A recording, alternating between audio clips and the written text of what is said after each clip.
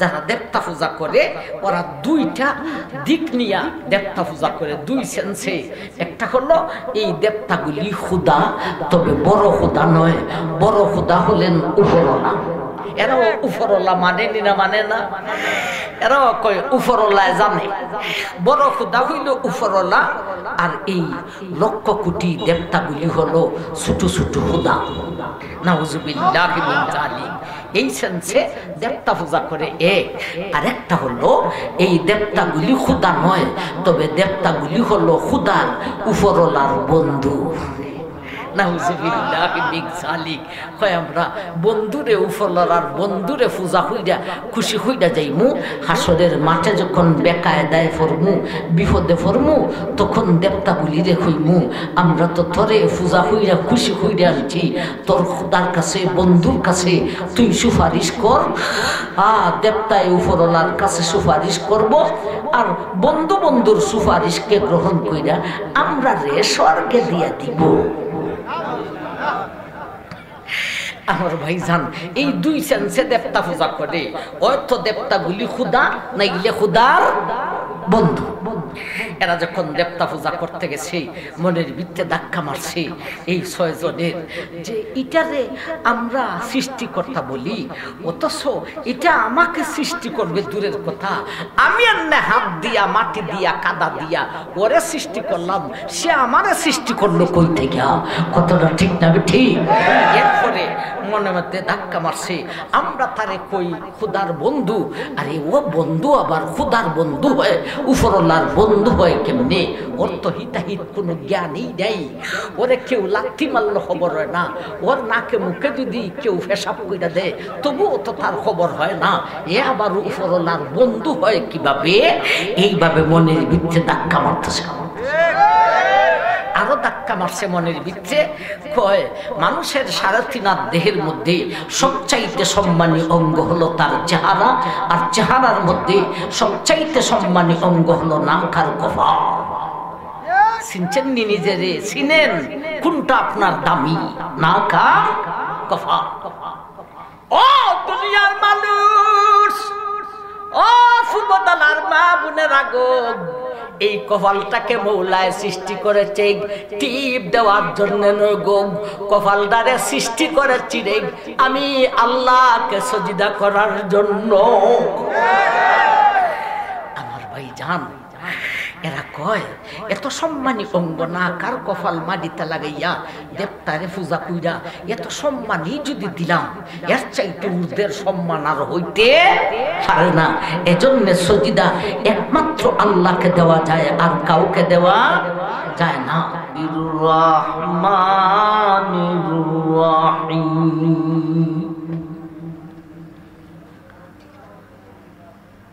নাহনু নাকুসু আলাইকা নাবাআহুম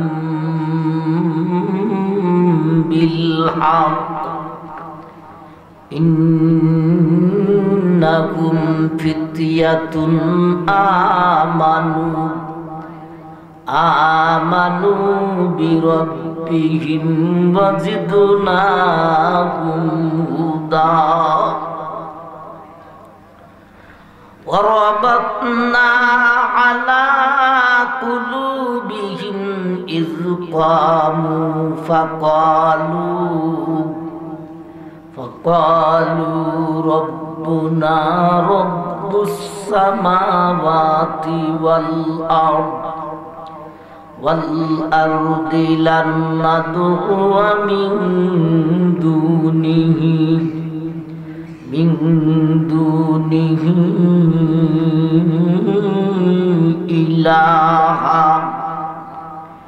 إلها لقد قلنا إذا شططا صدق الله مولانا العظيم وصدق رسوله النبي الكريم بارك الله لنا ওয়ালাকুম বিল আয়াতি ওয়ায-যিকরিল হাকীম। আল্লাহুম্মা সাল্লি আলা মুহাম্মাদিন ওয়া আলা আলি মুহাম্মাদ কামা সাল্লাইতা আলা ইব্রাহিম ওয়া আলা আলি ইব্রাহিম ইন্নাকা হামিদুম মাজিদ।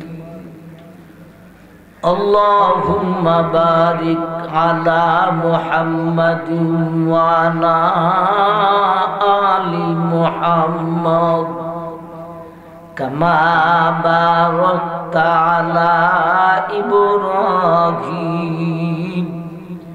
ওয়া আলা আলি ইব্রাহিম ইন্নাকা হামিদুম মাজিদ।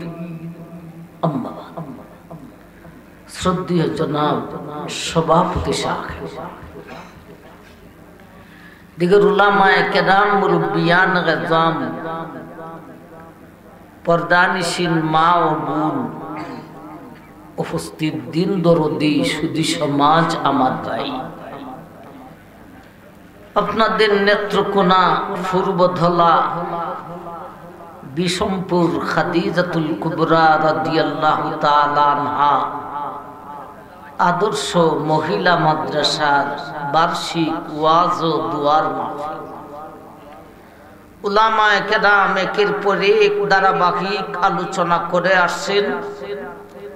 আরো আলোচনা শ্রবণের উদ্দেশ্যে নীরবে নিস্তব্ধে বসা আছে। কর্তৃপক্ষ আমাকে আলোচনার দিক নির্দেশনা দিয়েছেন। সূরা কাহাফের আয়াতের মাধ্যমে আসহাবে কাহাফ, গুহাবাসীর ইতিহাস, কোরআনী ঘটনাটুকু উপস্থাপন করার জন্য। সে হিসাবে আমি আমার খুতবাতে 15 নম্বর পারা সূরা কাহাফের 13 নম্বর আয়াত থেকে তেলাওয়াত শুরু করে কয়েকখানা আয়াত তেলাওয়াত করেছি। সূরা কাহাফের আয়াতের মাধ্যমে আসহাবে কাহাফ, গুহাবাসীর ইতিহাসের আলোচনা করতাম। এই আলোচনা বুঝতে হলে এর আগে সূরাক নিয়া 2-3টা কথা বোঝার দরকার। এই সূরাতে মোট 110 খানা আয়াত। এই সূরার নাম কাহাফ কেন রাখা হলো? এই সূরার আলোচ্য বিষয় কি? এই সূরার শানে নুজুল কি? এ জাতীয় কথাগুলি আমাদেরকে আগে বুঝতে হবে। এই সূরার নাম কাহাফ। কাহাফ ইকান আরবি শব্দ। কোরআন যেমন আরবি ভাষায়, কোরআনের 114 খানা সূরার নামও হলো আরবি ভাষায়। ঠিক। এই সূরার নাম কাহাফ, এখানে আরবি ভাষা। কাহাফের বাংলা তর্জমা হলো পাহাড়ের শুরু, পাহাড়ের গুহা। এই সূরার নাম পাহাড়ের শুরু, পাহাড়ের গুহা কেন রাখলেন? এই সূরাতে গুহাবাসী নিয়ে আলোচনা করেছে। কতজন যুবক এরা ঈমান আনার কারণে স্বৈরাচার রাষ্ট্রপ্রধানের পক্ষ থেকে নির্যাতন শুরু হয়েছিল। সেই নির্যাতন থেকে রক্ষা পাওয়ার জন্য ওনারা একটি পাথুরি পাহাড়ের সুড়ঙ্গে আশ্রয় গ্রহণ করেছিলেন। এই ঘটনা আল্লাহ এই সূরাতে আলোচনা করেছেন। এজন্য সূরার নাম দিয়েছেন সূরা কাহাফ, গুহা, পাহাড়ের সুড়ঙ্গের সূরা। এই সূরার আলোচ্য বিষয় মালিকায়ে ঈমান ও মাদিয়ত। ইমানি শক্তি আর তাগুতি শক্তি, এই দুই শক্তির মধ্যে ইমানি শক্তির পাওয়ার হইল বেশি। ঠিক না ঠিক না? আবার ভাই ইসরায়েল ফিলিস্তিনকে মারতেছে, ওরা ইমানের শক্তি নিয়া ফিলিস্তিন দাঁড়িয়ে আছে বেঈমানের মোকাবেলায়, যদিও মার খাইতেছে। আল্লাহ রসুল ভবিষ্যৎবাণী বলে গেছেন ফিলিস্তিনের পূর্ণ বিজয়ী আসবে, বাইতুল মুকদ্দাস মুসলমানের হাতে পূর্ণভাবে আসবে। আমার ভাইজান, আফগানে বহু বছর জিহাদ করার পরে মুসলমানের বিজয় আসে। সেই সোনালী যুগের ন্যায় বর্তমানে আফগানে কোরআনের আইন অনুযায়ী দেশটা পরিচালিত হতে যাচ্ছে।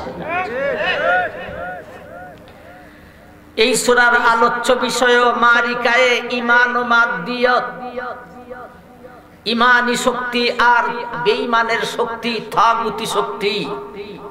এই দুই শক্তির মধ্যে ইমানি শক্তিরই পাওয়ার হলো বেশি, শেষ পর্যন্ত ইমানেরই হয় বিজয়ী। এই সূরার শানে নুজুল, আল্লাহর নবী দ্বীনের প্রচার প্রসার শুরু করলেন। সেই যুগের সেই দেশের মানুষ ধীর গতিতে নবীজির সেই দাওয়াতকে গ্রহণ করাও শুরু করলেন। দিনে দিনে মুসলমানের সংখ্যা বাড়া শুরু হয়েছে। বেঈমানের সাধারণ জনগণ বেঈমানের লিডারদেরকে উত্তেজনামূলক একটি ভাষণ দিয়া উত্তেজিত করে দিল। উত্তেজনামূলক ভাষণটা কি? সাধারণ নেতাগণ বেঈমানের, এরা নেতাকে বলে আপনারা শুধু নামে ওই নেতা, কাজে নয়। কারণ আবু তালিবের বাতিজা আব্দুল্লাহর ছেলে মুহাম্মদ, সে তার ধর্মের প্রচারে দিনে দিনে আগাইতেছে, আমাদের লোকগুলিকে তার ধর্মে নিয়ে যাইতেছে। আপনারা নেতারা এর পিছনে কোনো ভূমিকা নেই। এমন উত্তেজনামূলক ভাষণ শুইনা মক্কার বেঈমানদের নেতাদের মিটিং শুরু হল। এই মিটিং এ সিদ্ধান্ত হলো, আমাদের মক্কাতে তৌরাত ইনজিলের আলেম নাই, আর মদিনাতে তৌরাত ইনজিলের বিজ্ঞ আলেমের কোনো অভাব নেই। সুতরাং মক্কা থেকে বিচক্ষণ দুইজন ব্যক্তিকে মদিনায় পাঠিয়ে দেওয়ার দরকার। ওনারা মদিনায় গিয়া তৌরাত ইনজিলের বিজ্ঞ আলেম থেকে আমাদের মক্কার সমস্যাটা ধরে তুলবে। ওনারা কোন সমাধান দেয় আমরা সেইটা লক্ষ্য নিব। আমার ভাই, সত্যি সত্যি সেই সিদ্ধান্ত অনুযায়ী মক্কা থেকে বিচক্ষণ দুইজন ব্যক্তিকে মদিনায় পাঠিয়ে দেওয়া হলো। এই দুইজন মদিনায় গিয়ে তৌরাত ইনজিলের বিজ্ঞ আলেমদেরকে একত্রিত করে মক্কার বিষয়টা ধরে তুললো যে আমাদের মক্কাতে আব্দুল মুত্তালিবের নাতি আবু তালিবের বাতিজা আব্দুল্লাহর ছেলে মুহাম্মদ এক খোদার দাওয়াত দেয়, দেবতা পূজা দেখতে পারে না। এমত অবস্থায় আমরা কি তার ধর্মটা গ্রহণ করব না? স্যার, মদিনার তৌরাত ইনজিলের বিজ্ঞ আলেমগণ এই দুইটা লোককে তিনটা প্রশ্ন শিখিয়ে দিলেন যে এই তিনটা প্রশ্নের উত্তর যদি মুহাম্মদ দিতে পারে তাহলে তিনি সত্যি আল্লাহর পক্ষ থেকে নবী, যার কথা আমরা তৌরাত ইনজিলে পেয়েছি, ইনি সর্বশেষ এবং শ্রেষ্ঠ নবী। আর প্রশ্নের উত্তর যদি দিতে পারে না তাহলে বুঝে নেবে ইনি মিথ্যা নবুয়তের দাবিদার। নাউযুবিল্লাহ। তিনটা প্রশ্ন কি? একটা প্রশ্ন হলো মানুষের রূহ নিয়া, রূহ কি দ্বারা সৃষ্টি করা হয়েছে, রূহটা কোথায় থাকে, মরণের কালে বের হয় সময় কোন দিক দিয়া বের হয়। এক নম্বর প্রশ্ন হলো রূহ নিয়া।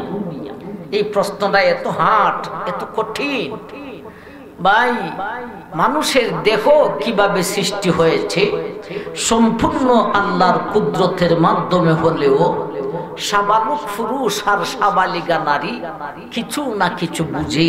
কথাটা ঠিক না ঠিক না? কিন্তু মানুষের রূপ কি দ্বারা সৃষ্টি করেছেন? সাবালক পুরুষ আর সাবালিকা নারী তো দূরের কথা, জগতের কোন বৈজ্ঞানিক আর সাইন্সবিদ 16 আনার 1 আনাও বুঝে না। 1 নম্বর প্রশ্ন হলো সেই রুনিয়া। 2 নম্বর প্রশ্ন হলো গুহাবাসীর ইতিহাসটুকু নিয়ে। অতীত যুগে কতজন যুবক, এদের কাছে কোন নবী রাসূল অলিগোস কুতুব ইমানের দাওয়াত নিয়ে আসতে হয় নাই। ওরা নিজে নিজে গবেষণা করে কালিমা পড়ে ইমান আনিয়াছিল। সেই দেশে স্বৈরাচার রাষ্ট্রপ্রধানের পক্ষ থেকে নির্যাতন শুরু হয়েছিল। এমন নির্যাতন থেকে রক্ষা পাওয়ার জন্যে ওনারা তাদের দেশের একটি পাথরি পাহাড়ের সুড়ঙ্গে আশ্রয় গ্রহণ করেছিলেন, যাদেরকে আরবিতে বলা হয় আসহাবে কাহাফ, বাংলাতে বলা হয় গুহাবাসী। 2 নম্বর প্রশ্ন হলো সেই গুহাবাসীর ইতিহাসটুকু নিয়ে। 3 নম্বর প্রশ্ন হলো অতীত যুগে একজন রাষ্ট্রপ্রধান, বিশ্বের মিডিলে একটা রাষ্ট্রের রাষ্ট্রপ্রধান ছিলেন। তিনি ছিলেন আল্লাহর ওলি। ওনার দেশে ইনি ইসলামী আইন বাস্তবায়ন করেছিলেন। তিনি যখন ওনার দেশ থেকে ওনার বাহিনী নিয়ে পার্শ্ববর্তী পূর্বের দেশে ঢুকলেন, বিনা যুদ্ধতে সেই দেশটা দখল করে সেখানেও ইসলামী আইন বাস্তবায়ন করলেন। এমনভাবে তিনি যখন ওনার দেশ থেকে পূর্ব দিকে প্রবেশ করলেন, দেশ একটার পর একটা বিনা যুদ্ধতে বিজয় করতে করতে পৃথিবীর পূর্ব প্রান্ত পর্যন্ত পৌঁছলেন। এমনভাবে পৃথিবীর পশ্চিমে যখন রওনা দিলেন, দেশ একটার পর একটা বিনা যুদ্ধতে বিজয় করে সেই দেশগুলিতে ইসলামী আইন বাস্তবায়ন করলেন। এমনভাবে তিনি যখন উত্তর দিকে রওনা হলেন, পৃথিবীর উত্তর প্রান্ত পর্যন্ত বিজয় করলেন। এমনইভাবে তিনি যখন ওনার দেশ থেকে দক্ষিণ দিকে রওনা দিলেন, পৃথিবীর দক্ষিণ প্রান্ত পর্যন্ত বিজয় করলেন। এক কথায় সারাটা বিশ্বকে বিজয় করে এক নায়ত্ব করে আল্লাহর জমিনে আল্লাহর আইন বাস্তবায়ন করেছিলেন। এমন রাষ্ট্রপ্রধানকে সারা বিশ্বকে বিনা যুদ্ধতে কিভাবে বিজয় করলেন? এই হলো 3 নম্বর প্রশ্ন। 1 নম্বর প্রশ্ন হলো রুনিয়া, 2 নম্বর প্রশ্ন হলো গুহাবাসীর ইতিহাসটুকু নিয়া, 3 নম্বর প্রশ্ন হলো সেই রাষ্ট্রপ্রধানের ইতিহাসটুকু নিয়া। আমার ভাই, বিচক্ষণ 2 জন ব্যক্তি এই 3টা প্রশ্ন নিয়ে রিডান মক্কাতে আইসা এদের লিডারদেরকে অবগত করাইলে লিডাররা বড় খুশি হয়ে গেছে। হ্যাঁ, এমন কঠিন প্রশ্ন শিখাইয়া দিছে যেই প্রশ্নের উত্তর আমরা মক্কার শিক্ষিত মানুষরাই জানি না। আর আবু তালিবের ভাতিজা কোনো প্রতিষ্ঠানে লেখাপড়া করে নাই, সুতরাং উনি এই সমস্ত প্রশ্নের উত্তর দিতে পারবে না। উত্তর যখন দিতে পারবে না, আমরা তখন তাকে বলবো, তুমি কেমন নবী মিয়া, তুমি প্রশ্নের উত্তর দিতে পারো না? তোমার এতদিন দিনের দাওয়াত, তোমার ইমানের দাওয়াত দিছ, আমরা গ্রহণ করি নাই, সামন থেকে তুমি আর ইমানের দাওয়াত দিতেও পারবে না। এটা হলো তাদের মনের অঙ্ক। যে আবু তালিবের বাতিদার এই 3 প্রশ্নকে ভিত্তি করে আবু তালিবের বাতিদা মুহাম্মদের ইমানের দাওয়াত, দিনের দাওয়াতটাই বন্ধ করে দিব। এটা হলো তাদের মনের চাহিদা, কিন্তু মুখে বড় মিঠা। এটা মুখে মিঠা বুকো বিষ, যার নাম জগদীশ। এরার বুকে হলো বিষ আর মুখে হলো মিঠা মধু। মুখে মুখে নেতারা বিশ্ব নবীর দরবারে আয়েশা বলে, ও আমাদের নেতাজির বাতিদা, তোমার সাথে আমাদের কিসের দ্বন্দ্ব? আমরা তো, তুমি আমাদের কাহারো বাতিদা লাগো, কাহারো চাচা লাগো, কাহারো ভাই লাগো, কোনো দ্বন্দ্ব নেই। আমরা মাত্র 3টা প্রশ্নের উত্তর চাই। এই 3টা প্রশ্নের উত্তর দিতে পারলেই আমরা মক্কাবাসী, নারী পুরুষ শিশু জওয়ান বুড়া সব মিলে তোমার হাতে হাত ধরে কালিমা পড়ে মুসলমান হয়ে যাব।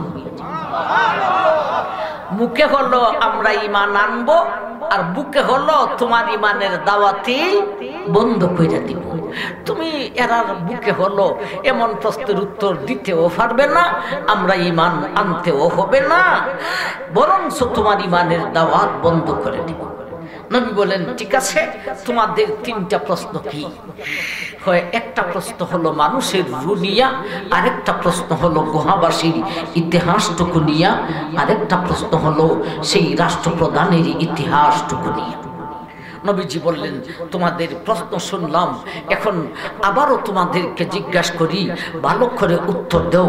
যদি আমি প্রশ্নের উত্তর দিতে পারি তাহলে সত্যি কি তোমরা ঈমান আনবে? এরকম আর কোনো কথা নাই। নবীজি বললেন, তাহলে তোমাদের প্রশ্নের উত্তর দিব আগামী কাল। ভাই নবীজি যে বললেন আগামী কাল প্রশ্নের উত্তর দিব, নবীজি কি এই সমস্ত প্রশ্নের উত্তর জানেন? না, নবীজি কোত্থেকে জানলেন? নবীজি এই সমস্ত প্রশ্নের উত্তর জানেন না, তথাপিও বললেন প্রশ্নের উত্তর আগামী কাল দিব। কোন আশায় আর ভরসায়? আশা আর ভরসা একটাই ছিল, আল্লাহ আমাকে নবী বানিয়ে পাঠাইছেন, আর এরা হলো আমার জন্মদেশের মানুষ। মাত্র 3টা প্রশ্নের উত্তর দিতে পারলে আমার জন্মদেশের মানুষ এরা ঈমান আনবে। জন্মদেশটা যদি আমার অনুকূলে এসে যায়, একে ভিত্তি করে বহির রাষ্ট্রে ঈমানের দাওয়াত দেওয়া সহজ হয়ে যাবে। এতে করে আমি বিশ্বনবী, বিশ্বের মুখে ঈমানের দাওয়াত দেওয়াটা সহজ হয়ে যাবে। এমন 3 প্রশ্নের উত্তর আমি তো জানি না। আমার আল্লাহ কিছুক্ষণের ভিতরে জিব্রাইল পাঠাইয়া এমন 3 প্রশ্নের উত্তর আমাকে অবগত করাইয়া দিবেন। এই আশায় আর ভরসায় নবীজি বললেন, তোমাদেরকে প্রশ্নের উত্তর দিব আগামীকাল। নবীজির মনের আইডিয়া ছিল প্রশ্নের উত্তর আসতে আগামীকাল লাগবে না, কিছুক্ষণের ভিতরেই প্রশ্নের উত্তর আইসা যাইব। এরপরে যেন আমার দেশবাসী বেঈমানদের কাছে আমি লজ্জা না পাই, এজন্য নবীজি 24 ঘন্টা সময় হাতে নিয়ে ওয়াদা করলেন, তোমাদের প্রশ্নের উত্তর দিব আগামীকাল। আমার ভাই কিছুক্ষণের ভিতরে ওহী আসবে দূরের কথা, 24 ঘন্টা পারি দিছে, আগামীকাল চলে আসে, ওহী আসে নাই, নবীজি উত্তরও দিতে পারেন নাই। এমনকি এরপরের দিন এমনকি একটানা 14টা দিন পর্যন্ত ওহী বন্ধ ছিল, ওহীও আসে নাই, নবীজি উত্তরও দিতে পারেন না। দুশ্মনের আনন্দ খেয়ে দেখে লাফালাফি করে, ফালাফালি করে, এরা আনন্দ যে জাম ফারে মন্তব্য করে। কেউ কয় আবু তালিবের বাতিদারে কইও কলিমাটা লইয়াইতো, ইল্লাল্লাহটা লইয়াইতো, এইখানে কেমন মজা দেখাই। কেউ কয় আবু তালিবের বাতিদার গাঢ় দইরা ফেলাইছি, কেউ কয় আবু তালিবের বাতিদার রোগ দইরা ফেলাইছি। নাউজুবিল্লাহি মিন যালিক। একটা না 14 দিন পর্যন্ত দুশ্মনের বড় ফালাফালি আর আনন্দ গেল, আর নবীজির একটা না 14 দিন পর্যন্ত হায় রে পেরেশানি। একটু পেরেশানি হলো, প্রশ্নের উত্তর না দিতে পারলে আমার দেশের মানুষ এরা ঈমান আনবে না, এরা দুদকের আগুনে জ্বলবে, আমার উম্মত দুদকের আগুনে জ্বলবে। এই হলো এক জ্বালা। আরেক জ্বালা হলো ওহী কেন বন্ধ হলো? একটা না 14 দিন চলছে, ওহী কেন বন্ধ হলো? ওহী কেন বন্ধ হলো? আমি আল্লাহর দরবারে কোন কুসুরি করলাম? এই হলো নবীজির পেরেশানি। 14টা দিন পর্যন্ত দুশ্মনের হাসি আর নবীজির কান্না। ঠিকটা ঠিক একটা না 14টা দিন পারি দিয়া 15 নম্বর দিনের মাথায় প্রশ্নের উত্তরগুলি দেওয়ার জন্য সেই দিন জিব্রাইলের সঙ্গে জিব্রাইল ওহী নিয়ে আসেন একা, কিন্তু সেই দিন জিব্রাইলের সঙ্গে আরো 70,000 ফেরেশতাকে দিয়ে প্রশ্নের উত্তরগুলি দেওয়ার জন্য আল্লাহ সূরা কাহাফকে নাযিল করলেন। আলহামদুলিল্লাহিল্লাযী আনজালা আলা আবদিহিল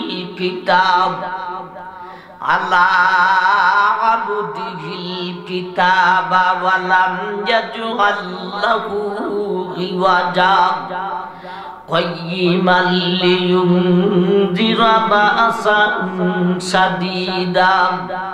شديدا من لدنه ويبشر المؤمنين الذين يعملون الصالحات أن لهم أجرا حسنا মাকিসিনা ফীহি আবাদা। ও দুনিয়ার মানুষ, একটানা 14টা দিন পারি দিয়া 15 নম্বর দিনের মাথায় প্রশ্নের উত্তরগুলি দেওয়ার জন্য সেই দিন আমি আল্লাহ আমার জিব্রাইলের সঙ্গে আরো 70,000 ফেরেশতাকে দিয়া প্রশ্নের উত্তরগুলি দেওয়ার জন্য, প্রশ্নগুলির উত্তর দেওয়ার জন্য 110 খানা আয়াত বিশিষ্ট সূরা কাহাফকে নাযিল করিলাম। আমার ভাইজান, এই হলো এই সূরার শানে নুজুল। এখন আমার ভাই প্রশ্ন হলো, একটা না 14 দিন লেট কইরা ওহি তুমি খোদায় ফাটাইলাই কেন? কেন দুশ্মনকে হাসাইলাই আর বন্ধুরে হাবিবরে কেন কাদাইলাই? এর কারণটা কি? 14 দিন লেট কইরা কেন ওহি পাঠাইলেন? এর কারণ আল্লাহ নিজে এই সূরার আরো 2 খানা আয়াতে আলোচনা করেছেন। ওয়ালা তাকুলান্না লিশাইইন ইন্নী ফাগিলুন যালিকা গাদা ইল্লা আন ইয়াশা আল্লাহ ওয়াযকুর রাব্বাকা ইযা নাসিতা ওয়া কুল আসা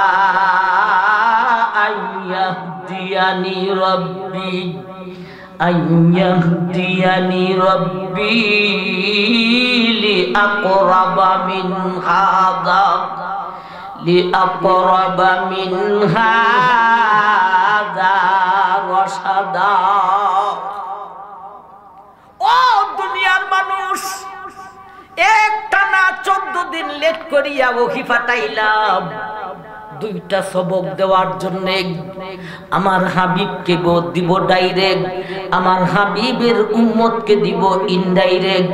2টা সবক দেওয়ার জন্য একটানা 14 দিন লেট করিয়া ওহি পাঠাইলাম। 2টা সবক দিবেন, 2টা সবক দেওয়ার জন্য 14 দিন লেট কইরা ওহি পাঠাইলেন। উত্তরটা তো সন্তুষ্টজনক হইল না। সবক 2টা দেওয়ার জন্য লেট কইরা ওহি পাঠাইতেন, এটা কেমন কথা? নবী ওয়াদা করছেন আগামী কল্লোর ভিতরে উত্তর দিয়া তুমি আল্লাহ নবীরে খুশি কইরা লাইতে। তুমি আল্লাহ তো 14 দিন পরে উত্তর দিছো, 14 দিন আগে দিলে কি হইতো? আর সবকও সাথে সাথে দিয়া দিতে। ভাই, যেই জিনিস যত কষ্টের মাধ্যমে পাওয়া যায় সেই জিনিসের গুরুত্ব তত বেশি হয়, ঠিক না বেটা? যেই ছাত্র কষ্ট করে লেখাপড়া করে এই ছাত্রটা কর্মজীবনে যতটুক কাজে লাগে, যারা সুখে থাইকা লেখাপড়া করে ওরা কর্মজীবনে এতটুক কাজে লাগে না। আমার ভাই, আল্লাহ বুঝাইতে চান যেই 2টা সবক আমার হাবিবকে ডাইরেক্ট আর আমার হাবিবের উম্মতকে ইনডাইরেক্ট যেই 2টা সবক দিব, এই 2টা সবকের গুরুত্ব এত বেশি। যেই 2টা সবক পাইতে আমার হাবিব একটা না 14 দিন পর্যন্ত কষ্ট করতে হয়েছে। এখন বুঝেন এই দুইটা সবকের গুরুত্ব কতটুকু। সবক দুইটা কি? ওয়ালা তাকুলান্না লিশাইইন ইন্নী ফাইলুন যালিকা গাদা ইল্লা আন ইয়াশা আল্লাহ। ও দুনিয়ার মানুষ, ওরে আমার হাবিব, ভবিষ্যতের ওয়াদা করতে হলে ইনশাআল্লাহ বলতে হয়। তুমি যে ওয়াদা করলে আগামী কোন প্রশ্নের উত্তর দিব, ইনশাআল্লাহ তো বলে নাই, ইনশাআল্লাহ তো বলো নাই। সেই ইনশাআল্লাহর সবক দেওয়ার জন্য একটা নাম 14টা দিন লেট করিয়া ওহি ফাটাইলা। বিশ্বনবী ইনশাআল্লাহ বলেন নাই, ইনশাআল্লাহর সবক দিবেন। প্রশ্নের উপর প্রশ্ন। এত বড় নবী, সমস্ত নবীর নবী, সমস্ত রসুলের রসুল, সাইয়্যিদুল আম্বিয়া ওয়াল মুরসালিন, এমন একজন নবী ইনশাআল্লাহ বললেন কিভাবে? আসলে নবীজি বলেন নাই, ইনশাআল্লাহ দে বলতে হয়। এই সবকটুকু বিশ্ব নবীকে এর আগে জানানো হয় নাই, এই দিন সবে মাত্র জানানো হয়েছে। এই হলো একটা সবক। আর একটা সবক কি? ওয়াযকুর রাব্বাকা ইযা নাসিতা ওয়া কুল আসা আন ইয়াহদিয়ানি রাব্বি লিআকরাবা মিন হাযা রাশাদা। একটা সবক হলো, ও দুনিয়াবাসীর ভবিষ্যতের ওয়াদা করতে হলে ইনশাআল্লাহ বলতে হয়। আরেকটা সবক হলো, ভবিষ্যতের ওয়াদা করেছ, ইনশাআল্লাহ বলতে শরম নাই। ওয়াদার দিন কাল আসার আগে শরম হয়েছে, আমি যে ওয়াদা করেছিলাম ইনশাআল্লাহ তো বলি নাই। আল্লাহ বলেন যখন স্মরণ হয় তখনই ইনশাআল্লাহ বলে দিলে হইব। এই দুইটা সবকের গুরুত্ব বোঝানোর জন্য একটা না 14টা দিন লেট করিয়া ওহি ফাটাইলা। আমার ভাইজান, এখন আসুন, প্রশ্ন হলো 3টা। এই সূরাতে উত্তর দিয়েছেন 2টা। কয়টার উত্তর দিয়েছেন? 3টার না 2টার? 2 নম্বর প্রশ্নের উত্তর এবং 3 নম্বর প্রশ্নের উত্তর এই সূরাতে দিয়েছেন। 1 নম্বর প্রশ্নের উত্তর রুনিয়া এই সূরাতে দেন নাই। এর আগের সূরাতে আল্লাহ ছোট্ট একখান আয়াতে প্রথম প্রশ্নের উত্তর দিয়েছেন। ইয়াসআলুনাকা আনির রূহ কুলির রূহু মিন আমরি রাব্বি। এই ছোট্ট আয়াতে রূহ সম্পর্কে প্রশ্নের উত্তর দিয়েছেন। আমার ভাই, তাহলে প্রশ্ন হলো 3টা, উত্তর হলো এই সূরাতে 2টা, 2 নম্বর আর 3 নম্বর। 2 নম্বর প্রশ্নের উত্তর হলো 13 নম্বর আয়াত থেকে 82 নম্বর আয়াত পর্যন্ত, আর 3 নম্বর প্রশ্নের উত্তর হলো 83 নম্বর আয়াত থেকে এই সূরার শেষ আয়াত পর্যন্ত। তাইলে 13 নম্বর আয়াত থেকে মূল বিষয় শুরু হয়েছে। তাইলে প্রথম থেকে 12 নম্বর পর্যন্ত এই 12টি আয়াতে কি আছে? 12টি আয়াতে আমার ভাই একটা ভূমিকা, মুকদ্দমা, একটা ভূমিকা পেশ করেছেন। গুরুত্বপূর্ণ কোনো বিষয় আলোচনা করতে হলে এর আগে একটা ভূমিকা পেশ করতে হয়, ঠিক না বেটি? আপনারা গ্রাম্য আদালতে বসেননি না? বসেন না? গ্রাম্য আদালতে বসলে শেষ সিদ্ধান্ত যেই মুরব্বী নিবেন, ইনি উইটাই কি বলেন, তুমি 2 হাত জায়গা ছাইড়া দাও আর তুমি 2 হাত জায়গা লইয়া লও। এইভাবে যদি বলে আমার ভাই পক্ষ গ্রহণ করবে না। দুনো পক্ষে তার রায়টাকে গ্রহণ করার জন্য এর আগে একটা ভূমিকা পেশ করতে হয়, যেই ভূমিকায় দুনো পক্ষ তার রায়টাকে মেনে নিতে রাজি হইয়া যায়। এই জন্যে গুরুত্বপূর্ণ কোনো বিষয়ের আগে একটা ভূমিকা লাগে। 2 নম্বর প্রশ্নের উত্তর গুহাবাসীর ইতিহাস এত গুরুত্বপূর্ণ বিষয়, যেই গুরুত্বপূর্ণ বিষয়ের আগে একটা ভূমিকার প্রয়োজন। সেজন্য আল্লাহ প্রথম 12টি আয়াতে একটা ভূমিকা পেশ করেছেন। এখন আমরা যদি ভূমিকার আলোচনায় যাই, আজকে শুধু ভূমিকাই শেষ হয়ে যাব, সামনে বাড়তে পারবো না। এজন্য ভূমিকাতে যাব না ভাই। প্রশ্ন হলো 3টা, উত্তর হলো এই সূরাতে 2টি, আর আমরা আলোচনা করতাম কয়টা? একটা। 3টা মিলে আমরা আলোচনা করতাম কয়টা প্রশ্নের উত্তর? একটা। শুধু 2 নম্বর আমি আলোচনার শুরুতে বলেছিলাম, কর্তৃপক্ষ চেয়েছেন সূরা কাহাফের আয়াতের মাধ্যমে আসহাবে কাহাফ গুহাবাসীর ইতিহাস, এটা হলো 2 নম্বর প্রশ্নের উত্তর। আমার ভাই, প্রশ্ন হলো 3টা, এই সূরাতে উত্তর হলো 2টা। আমরা আলোচনা করতাম কয়টা? একটা। সেইটা হলো 2 নম্বর প্রশ্নের উত্তর গুহাবাসীর ইতিহাস। তাও গুহাবাসীর ইতিহাসের আলোচনা হলো 13 নম্বর আয়াত থেকে নিয়ে 82 নম্বর আয়াত পর্যন্ত। এতগুলি আয়াতের মাধ্যমে আলোচনা না করে 2 নম্বর প্রশ্নের উত্তরটা শর্টকাটে আলোচনা করার জন্যে 13 থেকে 21 পর্যন্ত 9খানা আয়াতের মাধ্যমে আপনাদের সামনে উপস্থাপন করব। তাও এই 9খানা আয়াতের মাধ্যমে 2 নম্বর প্রশ্নের উত্তর, 1খান প্রশ্নের উত্তর উপস্থাপন করতে হলে 1 দিনে হবে না, নিচের পক্ষে 3 দিন বা 4 দিনের প্রয়োজন। প্রশ্ন হলো 3টা, উত্তর হলো 2টা। আমরা আলোচনা করতাম একটাও 13 থেকে 82 পর্যন্ত এতগুলি আয়াতের মাধ্যমে না করে 13 থেকে 21 পর্যন্ত 9খানা আয়াতের মাধ্যমে উপস্থাপন করতাম। তাও লাগবে 3-4 দিন। আমার ভাই, তাইলে আমরা আজকে কই পর্যন্ত যাবো? আল্লাহ যেই পর্যন্ত নেয় সেই পর্যন্ত যে থাইমা যাইমু।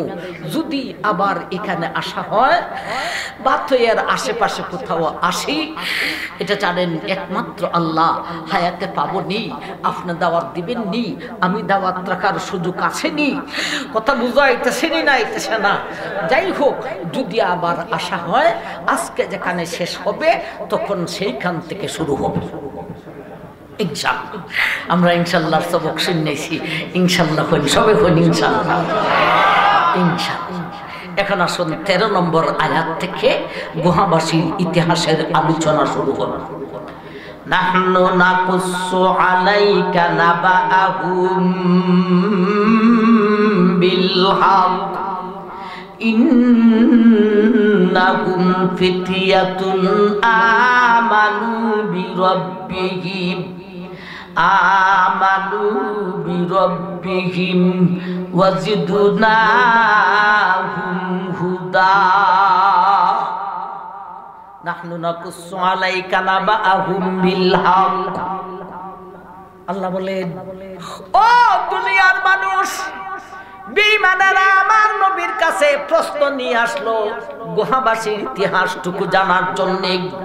নাহনু নাকুসু আলাইকা নাবাআহুম বিল হক, আমি আল্লাহ সেই গুহাবাসীর ইতিহাসের আলোচনা বিল হক, সত্য সত্য আমার কোরআনে বর্ণনা করতেছি।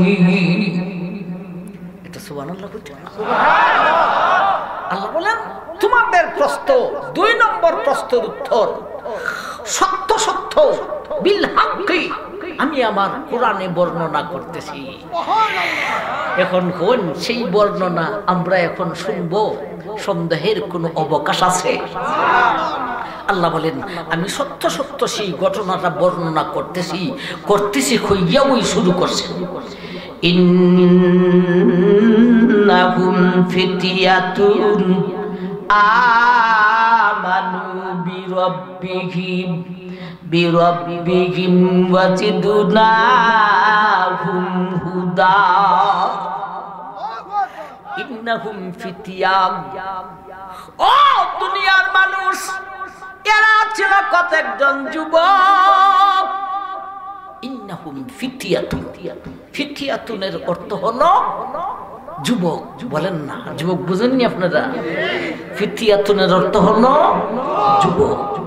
এরা বুড়াও ছিল না, শিশুও ছিল না, এই গুহাবাসীরা ছিল যুবক। ভাই ঘটনাটা কোথায় ঘটেছিল, কবে ঘটিয়াছিল? এশিয়া মহাদেশের ইউনান রাজ্যের আফসুস নামক দেশে ঘটনাটা ঘটিয়াছিল। পরবর্তীতে দেশটার নাম হয়েছে টারসাস। আমার ভাইজান, কোথায় ঘটেছিল, কবে ঘটিয়াছিল? ঈসা আলাইহিস সালাতু ওয়াস সালামকে জীবিত আকাশে উঠায় নেওয়ার পরে আমাদের নবী, বিশ্ব নবী দুনিয়াতে আসার আগে আজ থেকে 1750 বা তো 1800 বছর পূর্বের কথা। আমার ভাই, এত আগের কথা আমরা কোরআন থেকে শুনবো, মনে হইব যেন এই গতকাল ঘটনা ঘটেছে। কথাটা ঠিক না ঠিক? আল্লাহ বলেন, নাহনু নাকুসসু আলাইকা নাবাআহুম বিল হক। এদের ঘটনা আমি আল্লাহ সত্য সত্য বর্ণনা করতেছি। কি ঘটনা? ইন্নাহুম ফিতিয়াতুন আমানু বিরাব্বিহিম ইন্নাহুম ফিতিয়া।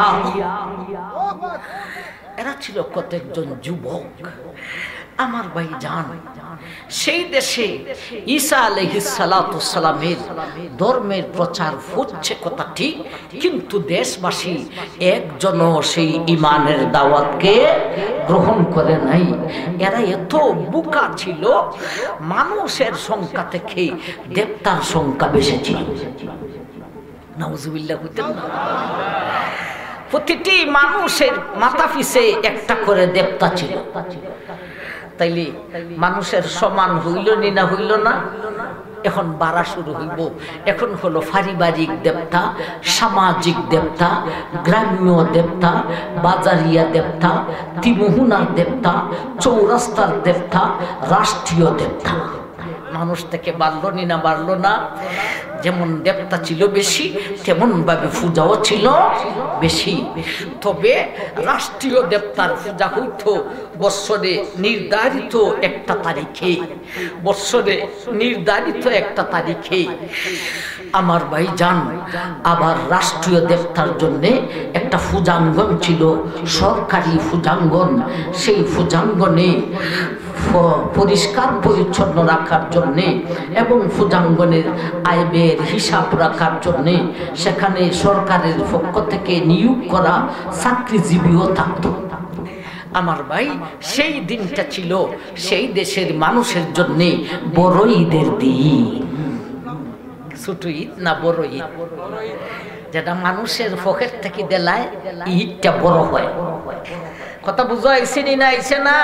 আমরা দেশে একটা বড় ঈদ বাড়িয়েছে না বাড়িয়েছে না? ঈদে আজম রবিউল আউয়াল, 12 রবিউল আউয়াল বাহির হইছে না হইছে না? এটা কি আল্লাহ দিছেন না এরার পকেট থেকে দিছে? পকেট থেকে দেওয়ার কারণে এটার নাম দিছে বড়। আমার ভাই জান, সেই দিনটা ছিল দেশবাসীর জন্য বড় ঈদের দিন। ভাই, যেই বৎসরে এই ঘটনা ঘটবে, এই বৎসর ঈদের দিনটা অতি নিকটে আসে। মানুষ প্রস্তুতি নিতেছে, বড় ঈদের প্রস্তুতি নিতে নিতে দিনটা আইসাই গেছে। রাষ্ট্রপ্রধান নিজে আইসা পূজার কাজ উদ্বোধন করেছেন। বড় সৌরভে গৌরবে দুমে দামে তালে তুলে আমার ভাই পূজার কাজ শুরু হয়েছে। কেউ দেবতা পূজা করে, কেউ খালির মার পূজা করে, কেউ শিরসের মার পূজা করে, কেউ লাতের পূজা করে, কেউ মানাতের পূজা করে, কেউ সনমের পূজা করে। শুরু হইছে বড় দুমে দামে তালে তুলে পূজার কাজ। আমার ভাই, এমত অবস্থায় দেখা যায় পূজাঙ্গনের পার্শ্বে একটা বৃক্ষ, একটা গাছ। এই গাছের ছায়ার তলে 6টা যুবক বৈশা রয়েছে। এরা ঈদের কাজও করে না, দেবতা পূজা করা হইল এরা ঈদের কাজ। ঈদের কাজও করে না, আবার ঈদের আনন্দ এদের চেহারার মধ্যে দেখাও যায় না। মন ক্ষুণ্ণ করে মন বেজার নিয়া গাছের ছায়ার তলে বৈশা রয়েছে 6 জন যুবক। আমার ভাই, এই 6 জন যুবক যে বৃক্ষের ছায়ার তলে বসা, কোন বেদনা নিয়া বসা, একজনের মনের খবর আরেকজনে মুঠেও জানে না। ভাই, দেশের আইনও বড় কড়া। রাষ্ট্রপ্রধানের পক্ষ থেকে দেশের আইন হলো, তাদের দেশের ধর্ম হলো, রাষ্ট্রীয় ধর্ম হলো দেবতা পূজা। আবার দেশের আইন হইল, আমার দেশের কোনো মানুষ যদি রাষ্ট্রীয় ধর্ম দেবতা পূজাকে ত্যাগ করে ইসলাম গ্রহণ করে, তাইলে তাকে রজম নামক ফাঁসি দেওয়া হইব। রজম নামক ফাঁসি কি? গর্ত কুদে কোমর পর্যন্ত রাখিয়া শক্ত করবে পাথর দিয়া, যাতে করে উঠতে পারে না। এরপরে পাথরের ডিল চলবে। ডিল চলবে কতক্ষণ? লোকটার মরণ না হইছে যতক্ষণ। এটাকে বলে রজম নামক ফাঁসি। এখন বলেন, সত্যি কেউ যদি গোপনে গোপনে ঈমান আনে, প্রকাশ করার কোনো সাহস আসেনি? নাই। এই 6 জন, এরা একজনের মনের গতি আরেকজনে মুঠেও জানে না। ওরা কেন ঈদের কাজ করে না? এদের চেহারায় ঈদের আনন্দ নাই কেন? আল্লাহ এর পরের শব্দতে বলে, ইন্নাহুম ফিতয়া। এরার বয়স ছিল কত? এরা কারা? এটা একটু চিনার দরকার। এদের বয়স 20-এর নিচে ছিল না, 25-এর ঊর্ধ্বে ছিল না। ওরা কারা ছিল? ওরা ছিল মন্ত্রী মিনিস্টারের ছেলেরা। আমার ভাইজান, দেশটা ছিল প্রেসিডেন্ট শাসিত। প্রেসিডেন্ট শাসিত হইলে প্রধানমন্ত্রী কি সকলে জানে না? যেমন এরশাদ চাচার আমলে দেশটা ছিল প্রেসিডেন্ট শাসিত। প্রধানমন্ত্রী কে ছিল আমি নিজেও হইতে পারতাম না। আর দেশটা যদি মন্ত্রী শাসিত হয়, প্রেসিডেন্ট কে সকলে জানে না। দেশটা ছিল প্রেসিডেন্ট শাসিত। প্রেসিডেন্টের কোনো ছেলে ছিল না, প্রধানমন্ত্রীর ছেলে ছিল। লোকটার নাম ছিল ইয়ামলিখা। ইনি ছিলেন এখানে 6 জনের মধ্যে বয়সে সবচাইতে বড়, তবে 25-এর ঊর্ধ্বে নয়। এমনভাবে এরা ছিল উজির নাজিরের ছেলে। বুঝাইবার জন্য সহজে বুঝি, মন্ত্রী মিনিস্টারের ছেলে। কেউ ছিল প্রধানমন্ত্রীর ছেলে, কেউ ছিল অর্থমন্ত্রীর ছেলে, কেউ ছিল ত্রাণমন্ত্রীর ছেলে। এমনভাবে এই 6টা ছেলে 6 জন মন্ত্রীর ছেলে। আমার ভাই, এরা 14 গোষ্ঠী বেঈমান, ঠিক না? ঠিক। বয়সটা কেমন? কাদের ছেলেরা? আপনারা মনে মনে কেউ প্রশ্ন করতে পারেন, আমরা গুহাবাসীর আলোচনা আরো শুনছি বা আমরা বইয়ে পড়ছি, 7 জন পাইছি।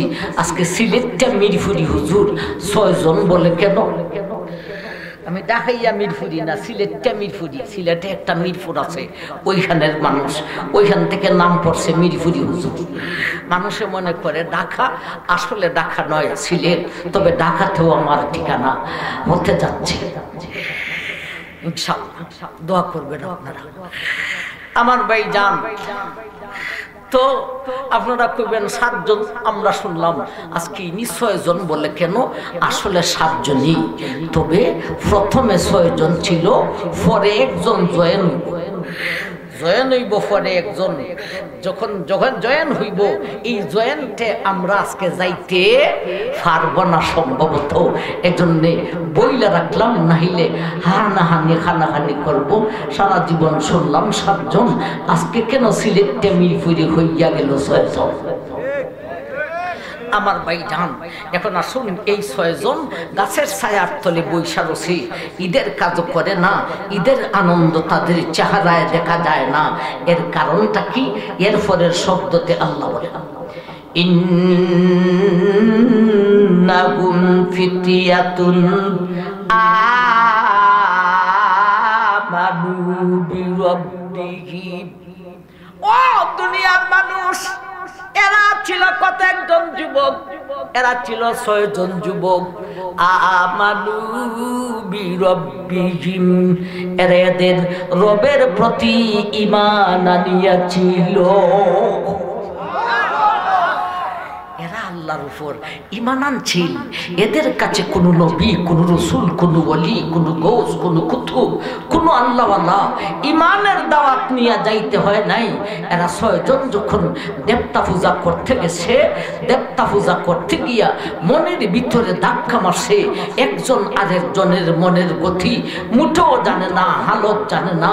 যার জির অবস্থায় 6 জন দেবতা পূজা করতে গিয়া মনের ভিতরে এমন একটা ধাক্কা মারছে, যেই ধাক্কায় গবেষণা করতে করতে নিজে নিজে আস্তে আস্তে কালিমা পড়ে মুসলমান হয়ে গিয়েছে। ঈমান যখন আনছে আর দেবতা পূজা করবনি, ঈমান যখন আনছে সেই দিনটা আনন্দের দিন না দুঃখের দিন। এই জন্যে মন পূর্ণ করে গাছের ছায়ার তলে বৈশা রয়েছে। আমার ভাইজান, এরা কিভাবে ঈমান আনলো? যখন দেবতা পূজা করতে গেছে এদের মনের ভিতরে ধাক্কা মারছে। কিসের ধাক্কা? যারা দেবতা পূজা করে ওরা 2টা দিক নিয়ে দেবতা পূজা করে, 2 সেন্সে। একটা হলো এই দেবতাগুলি খুদা, তবে বড় খুদা নয়।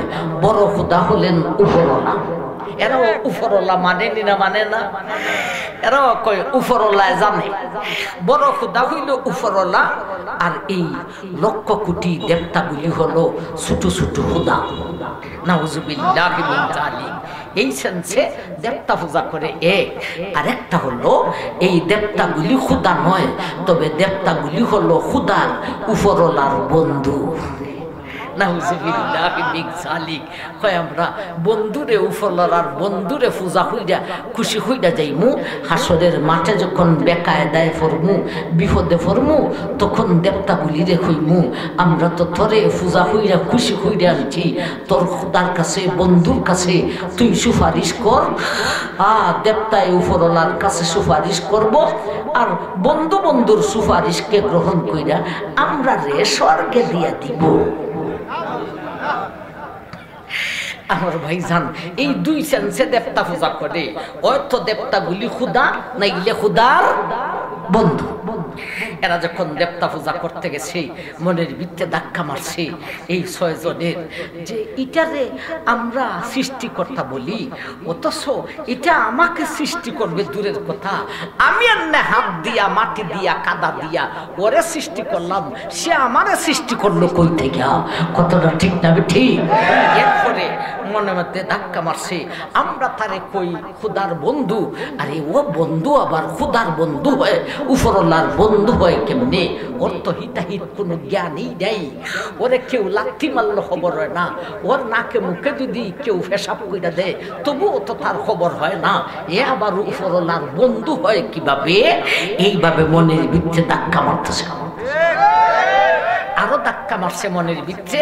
কয় মানুষের 3.5 হাত দেহের মধ্যে সবচাইতে সম্মানী অঙ্গ হলো তার চেহারা, আর চেহারার মধ্যে সবচাইতে সম্মানী অঙ্গ হলো নাক আর কপাল।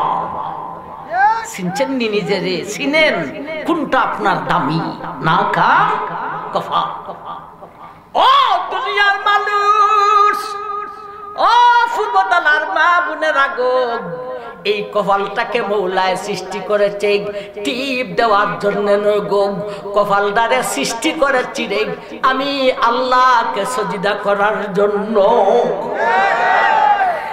আমার ভাই জান, এরা কয় এত সম্মানী অঙ্গ না কার কপাল মাটিতে লাগাইয়া দেবতারে পূজা কইরা এত সম্মানই যদি দিলাম, এর চাইতে ঊর্ধ্বের সম্মান আর হইতে পারে না।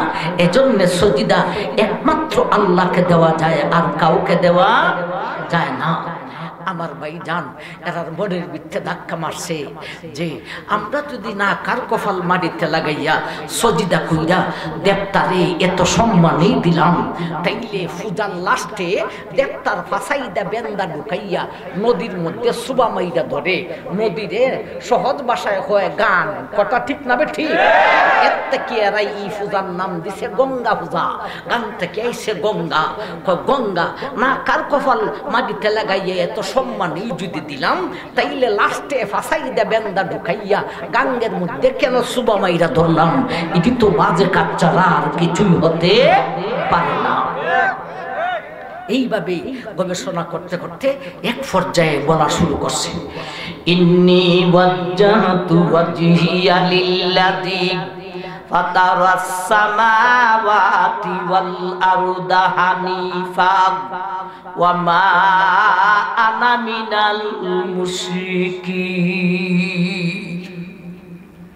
ও দুনিয়ার ভাই, এরা নিজে নিজে বলা শুরু করেছে, কে আকাশ সৃষ্টি করিল, কে জমিন সৃষ্টি করিল, কে পাহাড় সৃষ্টি করিল, কে চন্দ্র সূর্যকে সৃষ্টি করে শূন্য স্থানের মধ্যে দৌড়াইল, উপরে কোনো আংটা নাই, নিচে কোনো থাম্বা নাই, কে তার বারকে বহন করিল, নিজের হাতে মাটি দ্বারা দেবতা তৈরি করে ইটেরই বলে খোদা, ইটেরই বলে উপরওয়ালার বন্ধু।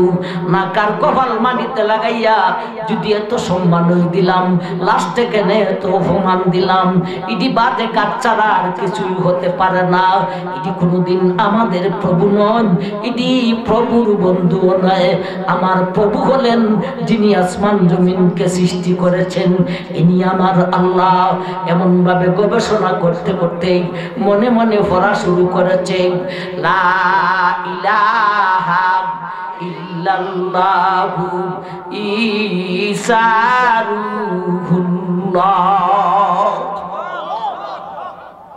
আমার ভাইজান তখন কি বিশ্ব নবী ছিলেন?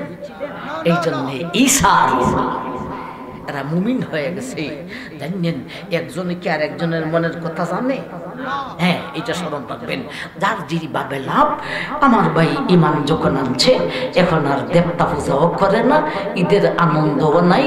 পূজাঙ্গনের পাশে একটি বৃক্ষের ছায়ার তলে মন পূর্ণ কইরা, চেহারা মলিন কইরা বৈশা রয়েছে। আল্লাহ সেই কথা বলতেছে, ইন্নাহুম ফিতয়াতুন আমানু বিরাব্বিহিম। এরা ছিল কতজন যুবক, এদের কাছে কোন নবী রাসূল ঈমানের দাওয়াত দিয়া যাইতে হয় নাই রে। এরা নিজে নিজে গবেষণা করে কালিমা পড়ে ঈমান আনিয়াছিল। ভাই, এই 6 জন গাছের ছায়ার তলে বৈশা রয়েছে। যিনি প্রধানমন্ত্রীর ছেলে, নাম ইয়ামলিকা, বয়স এই 6 জনের মধ্যে বড়। ইনি তো ভাই প্রধানমন্ত্রীর ছেলে, ব্রেনটাও তো তেমনি, ঠিক না বে ঠিক? লোকটাই মনে মনে কয়ে, বুঝতে পারলাম না রে, আমার মতো তো আরো 5টা ছেলে এখানে দেখা যাইতেছে, এরাও তো পূজার কাজ করে না, মন ক্ষুণ্ণ কইরা বৈশা রয়েছে। ওই তো পারে আমার ভিতরে যেইভাবে ঈমান আসছে, এদের ভিতরেও তো সেইভাবে ঈমান আসতে হবে। আর ঈমানের কারণে যদি এখানে আইসা থাকে, তাইলে তো আমি একা নই রে, আমরা 6 জনে একটা জুট হইব, একটা দল হইব, একটা শক্তি হইব। এখন আমি বুঝতাম কিভাবে? আমি যদি বলি ভাই আমি ঈমান আনছি, তুমিও ঈমান আনছো নি, আর যদি ঈমান নাই না থাকে, ঈদের আনন্দ নাই, ঈদের চেহারা আনন্দ নাই, ঈদের কাজ করে না, অন্য কারণ তো হইতে পারে, ঠিক না? ঠিক। ছেলে মারে কয়, ভাই গো, আমি কইলাম ঈদের আমার আনন্দ লাগে না, আমি ঈদ নামাজে যাইতাম না গো আম্মা। কেন? বাপে যে বাজার দিছে এটা তার বুঝে পড়ছে না। তাহলে ঈদের আনন্দ ঈদ পালন করে না, ঈদের আনন্দ চেহারায় বোঝা যায় না, বিভিন্ন কারণ হইতে পারে, কতটা ঠিক না ঠিক? এখন তিনি চিন্তা করলেন, 1 মন এলিমের সাথে 9 মন বুদ্ধি লাগে, হিকমত লাগে। তিনি চিন্তা করলেন, আমি যদি বলি আমি ঈমান আনছি, তুমিও ঈমান আনছো নি, এইভাবে না বইলা আমার পার্শ্ববর্তী ভাইয়ের কানে কানে লোকটাকে এমন কথা জিজ্ঞাসা করব, যেই কথা শুই না কি উত্তর দেয়, উত্তরটা শুনলে পরে আমার অবস্থা সে যদি নাও বুঝতে পারে, তার অবস্থা আমি বুঝা নিতে পারি। এমন কিছু কথা তার কানে কানে বলার দরকার। ইনি বলে, ও মিয়া ভাই, কানে কানে বলে, আজকে ঈদের দিন, ঈদের আনন্দ তোমার চেহারার মধ্যে নাই কেন? ঈদের কাজ কেন করো না? কেন এখানে বৈশা রইছো? 2 নম্বর লোকটায় কয়, ভাই আমারে এমন কথা জিজ্ঞাসা করলেন, আপনার তো একই অবস্থা দেখতেছি, কথা বুঝাইছে নি নাইছে না, অন্য কোনো কারণ হইলে হইল না রে বাইরে, আব্বা এবার ইচ্ছা করতে দিছে না। তিনি বুঝা লাইছেন, বুঝা তার কানে কানে বলে, ও মিয়া ভাই, কে আকাশ সৃষ্টি করিল, কে জমিন সৃষ্টি করিল, কে পাহাড় সৃষ্টি করিল, নিজের হাতে মাটি দ্বারা দেবতা তৈরি করে এটারে বলি খোদা, এটারে বলি খোদার বন্ধু। এগুলি তো বাজে কাজ ছাড়া আর কিছুই হতে পারে না। 2 নম্বর লোকটার চৌকি দিয়া জোর জোর করে ফানি ফরে আর বলে, ও মিয়া ভাই, তোমার ভিতরে যেইভাবে ইমান আসছে রে, আমার ভিতরেও ইমান আসছে রে।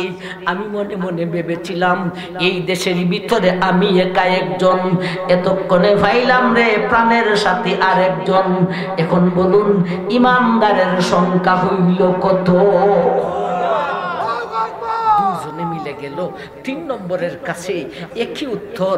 আমার ভাই এখন বলেন ইমানদারের সংখ্যা হইল কত? 3। 3 জনে মিলে গেছে 4 নম্বরের কাছে একই উত্তর। এখন বলেন ইমানদারের সংখ্যা হইল কত? 4। 4 জনে মিলে গেছে 5 নম্বরের কাছে একই উত্তর। এখন বলেন ইমানদারের সংখ্যা হইল কত? 7 জনে মিলে গেছে 6 নম্বরের কাছে। মিয়া ভাই, কে আকাশ সৃষ্টি করিল, কে জমিন সৃষ্টি করিল?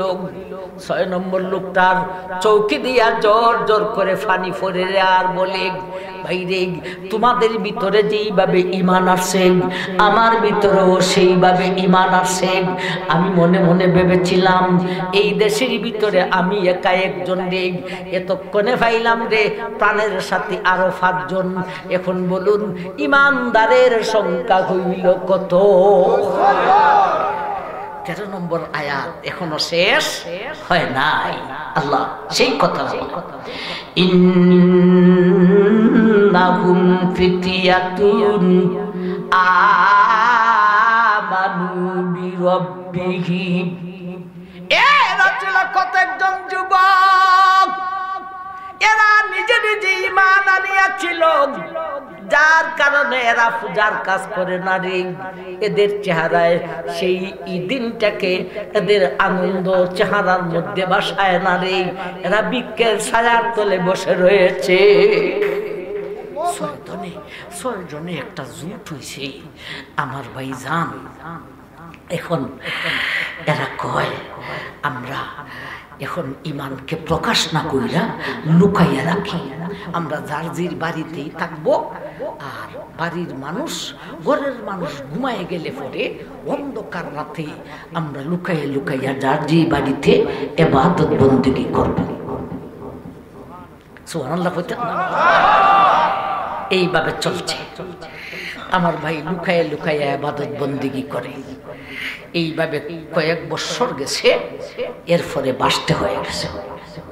কিভাবে বাসতে হইল? বাচ্চাদের শেষ রাইতে পেশাবের বেগ হয়, ওই দিনা হয় না? হয়।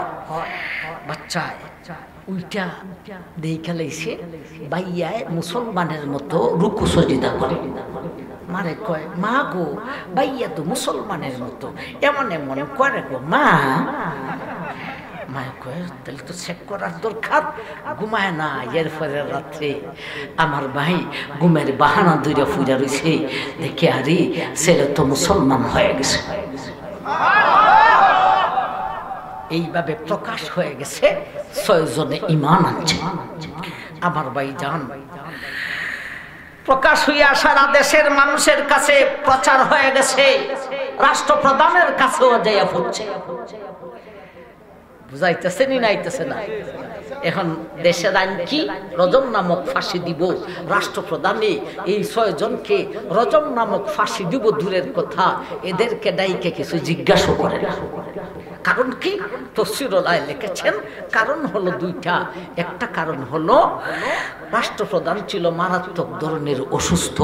অসুস্থ বেটা এত বড় ভূমিকা কেমনে পালন করতো? 1 দুই নম্বরে এরা কারা? এরা মন্ত্রী মিনিস্টারের ছেলেরা, আবার উপযুক্ত বয়সের, বুড়াও নয় শিশুও নয়, নৌজওয়ান। এমনভাবে 6টা মানুষকে ফাঁসি দেওয়া সাধারণ বিষয় নয়, দেশ সামলাইয়া রাখা সম্ভব হবে না। এজন্যে এই 6 জনের প্রতি কোনো কমান্ডারি হয় না। এখন এরা 6 জনে কয় এতদিন লুকাইয়া ইবাদত বন্দিগি করছি, এখন দেশবাসী যাই না লাইছে, আর লুকাইয়া ইবাদত বন্দিগি করার দরকার নাই, আমরা যার জির বাড়িতেও থাকার দরকার নাই, আমরা 6 জনে এক পরিবার। এরা মাঠে যাইয়া গাছের লতা পাতা দিয়া জুফরি বানাইছে, সেখানেই 6 জন থাকে, রুজি রোজগার করে, বাজার করে, খাবার খায়। আমার ভাই ইবাদত বন্দিগিতে মশগুল। কোন সময় দিনের বেলায়, কোন সময় রাতের বেলায় এই 6 জন যখন আল্লাহু নামের জিকির শুরু করে দেয়, অবস্থা এমন হয় যেন সেই 6 জনের আল্লাহ নামের জিকিরে সেই দেশের আসমান জমিন যেন কম্পমান হয়ে দেখছে। আমার ভাইজান, আল্লাহ সেই কথাটা বলেন, ইন্নাহুম ফিতয়াতুন আমানু বিরাব্বিহি।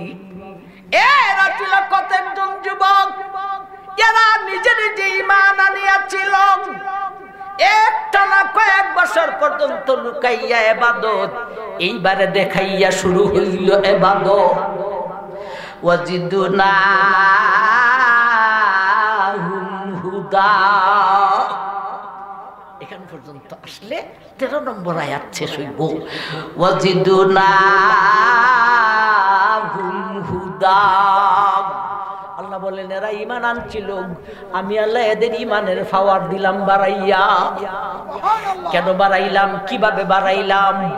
এ দুনিয়ার মানুষ, এদের কাছে কোন নবী, কোন রাসূল, কোন ওয়ালি, কোন গাউস, কোন কুতুব ঈমানের দাওয়াত নিয়ে যাইতে হয় নাই, এরা নিজে নিজে ঈমান আনিয়াছিল। এজন্য আমি আল্লাহ এদের জীবনের দাফনে দাফনে আমার কুদরত দেখাইয়া এদের ঈমানকে এত বাড়াইলাম রে। পৃথিবীর বুকের ঈমানদারের ঈমানি শক্তির রেকর্ডকে ব্রেক করিয়া দিলাম। আরে যাদের ঈমানি শক্তির কথা আমি আল্লাহ আমার কোরআনে পর্যন্ত আলোচনা করিলাম।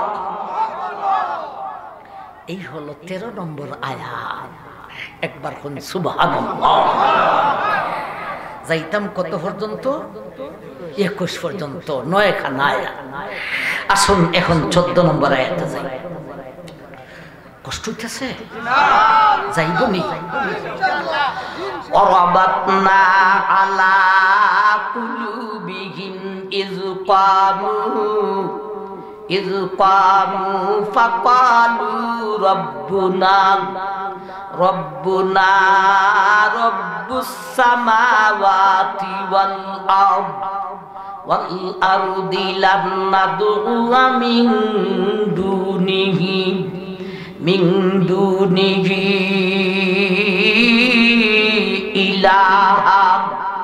ইলাহা লাকাদ কুলনা ইযান শাতাতা।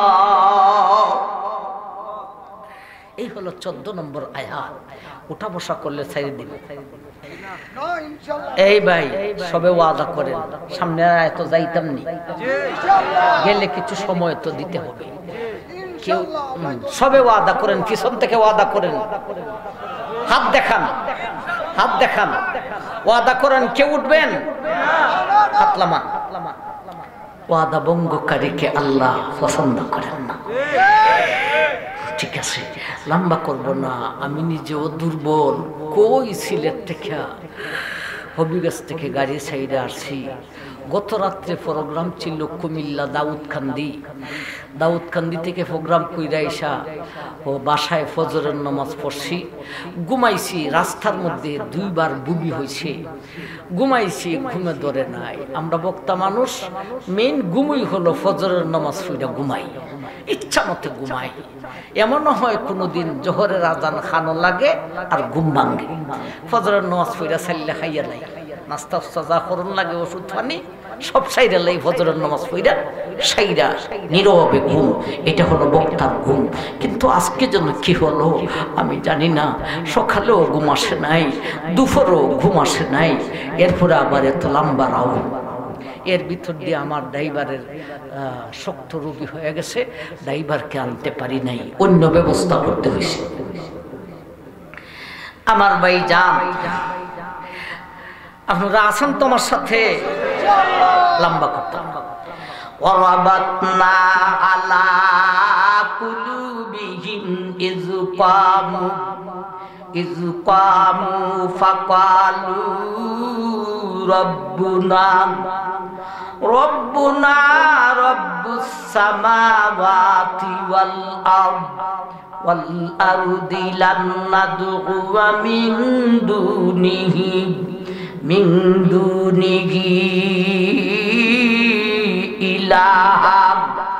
ইলাহান লাকাদ কুলনা ইযান সাতাতা। ভাই কিছু কথা বুঝতে হবে।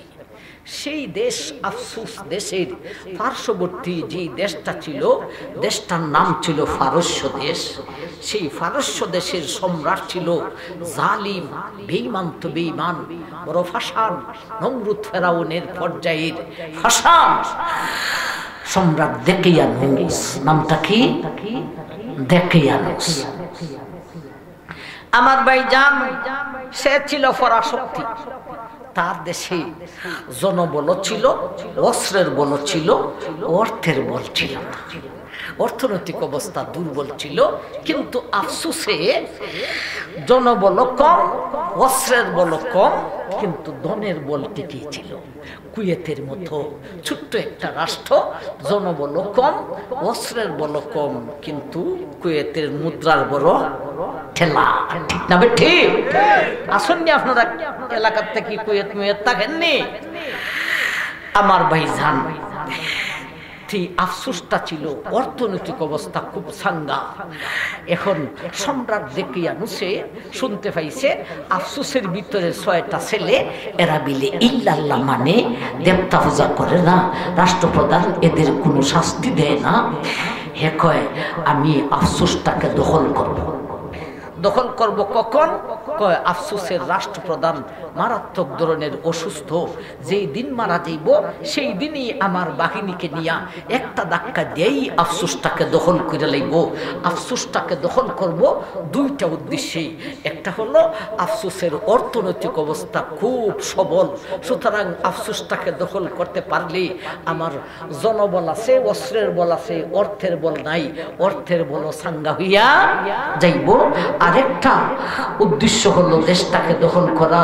এই দেশের ভিতরে বেটা 6 জন, এরা মিলে ইল্লাল্লাহ হয়, রাষ্ট্রপ্রধানে কিছু করে না, আমি দেশটাকে দখল করলে এরপরে বেটা 6 জনকে মজা দেখাবো।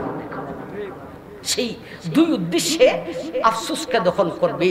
সত্যি সত্যি রাষ্ট্রপ্রধান যেই দিন মারা গেছে সেই দিনই সম্রাট দেকিয়ানুস তার বাহিনী নিয়ে একটা ধাক্কা দিয়েই আফসোসটাকে দখল করে পালাইছে। আমার ভাইজান, অর্থনৈতিক অবস্থা খুব সাঙ্গা হয়েছে। কত সাঙ্গা হয়েছে জানেন? সেখানে সে তার রাজধানী শহরটাকে ফারস্যের ভিতরে না রাইকা আফসোসের ভিতরে নিয়ে গেছে। সেখানে নিয়ে সংসদ ভবন তৈরি করছে। সংসদ ভবনে একটা ভবন তৈরি করছে। ওই ভবনের ভিতরের অংশ হলো 3 মাইল। এখন বলেন কত অর্থনৈতিক অবস্থা কত সাঙ্গা হয়েছে। এই সংসদ ভবনের ভিতরে হলো 81টি সিংহাসন। 81টি সিংহাসনের মধ্যে 80টা সিংহাসন হলো ছোট এক সমান, আর একটা সিংহাসন হলো বড়। এই বড় সিংহাসনটা থাকতো মধ্যখানে, ডানে 40টা ছোট সিংহাসন, বামে 40টা ছোট সিংহাসন। সেই মধ্যের সিংহাসনে বসে রাষ্ট্রপ্রধান আমার ভাই সংসদ পরিচালনা করত। ডানে বামে 80টা ছোট সিংহাসনের মধ্যে কেউরে বসাইতো না। তাহলে রাখতো কেন? রাখার উদ্দেশ্য হলো বড় সিংহাসনটাকে বড় বুঝাইবার জন্যে। ডানে বামে যদি ছোট না থাকে তাইলে বড় ডারে বড় দেখা যাইব কিভাবে? ঠিক না বেটি? দেখেন আপনারা একটা বুদ্ধি শিখাই দিই, আমি অত খাটো মানুষ, বাচ্চা বেটা জামাই দেখাই তুইলে একটা বুদ্ধি আছে। বুদ্ধিটা হইল এই দিন এই বাড়িতে যত লম্বা বেটা আছে এরারে বিদায় হইয়া কন্যার ফাটি যখন জামাই দেখবো, জামাই দুই সাইডে আরো দুইটা মানুষ দাঁড় কইরা দিবেন, জামাই বাবু থেকে আরো খাটো। কন্যার ফাটি দেখতে হইব জামাইটা খাটো হইলেও চলে, তার পাশে যে দুই পাশে দুইটা মানুষ দেখলাম এরার থেকে মোটামুটি লম্বা, ওই রাজু যোগা বেয়া দেওয়া যায়। হেও বড় বড় ডানে বড় দেখাইবার জন্যে ডানে বামে ৮০টা সিংহাসন রাখত। যখন সংসদ চালু হইত, সংসদ চলার বেল বাজত, তার সামনে এসা ৩ জন যুবক দাঁড়াইত। ৩ জন যুবকের হাতে ৩টা প্লেট থাকতো, একজনের প্লেটে জাফরান, আরেকজনের প্লেটে গোলাপ, আরেকজনের প্লেটে একটা ট্রেনিং প্রাপ্ত পাখি। আমার ভাই সংসদ চলার বেলটা যখন বাজত, পাখিটা সঙ্গে সঙ্গে উড়া দিয়া পার্শ্ববর্তী প্লেটে গিয়া তার ফাঁক ডুবাইয়া জাফরান লাগাইতো, এরপরে উড়া দিয়া এরপরের প্লেটে গিয়া গোলাপ লাগাইতো। জাফরান আর গোলাপ লাগাইয়া ৩ মাইল লম্বা এরিয়া সংসদ ভবনে ফাঁক জারা দিয়া একটা চক্কর দিয়া সারা এত বড় সংসদ থাকে গোলাপ আর জাফরানের সুগন্ধে মাতোয়ারা করে পাখিটা রাষ্ট্রপ্রধানের মাথায় যেয়া বসত। যখন সংসদ শেষ হওয়ার বেল বাজত, উড়া দিয়া আবার সেই যুবকের প্লেটে যাইত। এখন বলেন এই কথাগুলি কেন বললাম? অর্থনৈতিক অবস্থা দুর্বল রয়েছে না চাঙ্গা হয়েছে? বেটার উদ্দেশ্য একটা সাধন হয়েছে, রাষ্ট্রপ্রধান ডেকে আনুসের আরেকটা উদ্দেশ্য ছিল বেটা ৬ জনকে শাস্তি দিবে। এখন সে ৬ জনকে ধরছে, ৬ জনকে শাস্তি দিবে, তার মনের ভাব আসছে। এখন সে মনে মনে অঙ্ক করে দেশটা নতুন দখল করছি, আর এরা ৬ জন এরা কারা? এরা হলো মন্ত্রী মিনিস্টারের ছেলেরা। এখনই যদি আমি ৬ জনের ফাঁসি দিতে যাই, দেশটাকে সামলাইয়া রাখা বড় কঠিন হইব। এটা না কইরা হে তো বেঈমান, হে মনে মনে অঙ্ক করে আমি একটা কাজ করি, এরার মাধ্যমে দেশটা যদি পরিচালনা করি, দেশটা আরো সুন্দর চলবে। আমি দাঙ্গা হাঙ্গামা না করে, খুন খারাপি না করে, হত্যা ফাঁসি না করে ৬ জনকে দেশের বড় বড় ৬টা পদ দিয়া দিব। কারে দিব? কোন পদ? এরার বাবারা ছিল যেই পদে, যে ছিল প্রধানমন্ত্রীর ছেলে তারে বানাইব প্রধানমন্ত্রী, এত প্রেসিডেন্ট। যে ছিল অর্থমন্ত্রীর ছেলে তারে দিব অর্থ মন্ত্রণালয়ের দায়িত্ব।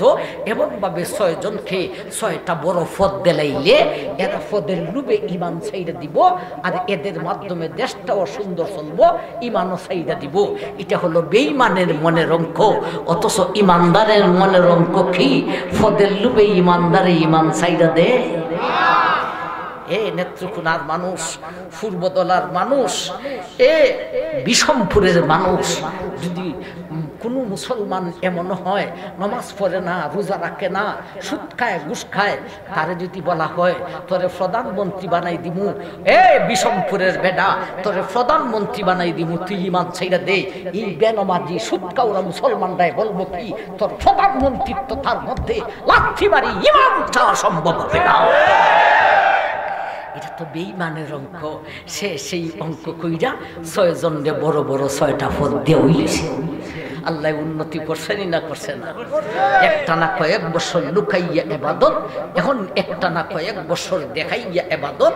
এইবারে শুরু হইল এরা মন্ত্রীও আবার এবাদত, ঠিক আছে।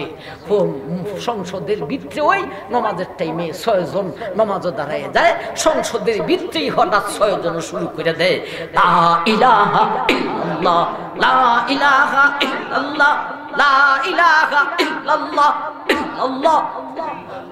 ভাই এমন ৬ জনের সেই ইল্লাল্লাহ, লা ইলাহা ইল্লাল্লাহর জিকিরে মনে হয় যে ৩ মাইল লম্বা সংসদ ভবনটা ভাঙ্গা ফুটে দিব, কম্পমান শুরু হয়েছে এই ৬ জনের জিকিরে। এমন একটা অবস্থা। রাষ্ট্রপ্রধানে কয় ফদ দিলাম, ফদের লুবি ইমান ছাড়ছত না, ছাড়বে। দেশটা আমার পুরা কাবুতে আসুক, এরপরে যখন রজম নামক ফাঁসি দিমু তখন তো ইমান ছাড়বে, মরণের ভয়ে তো ছাড়বে। এটা হলো বেঈমানের অঙ্ক। কিন্তু মুসলমান মরণের ভয়ে ইমান ছাড়ে না। ফিলিস্তিনে আমাদের ভাইরা শহীদ হইতেছে, কিন্তু ইমান ছাড়ে না।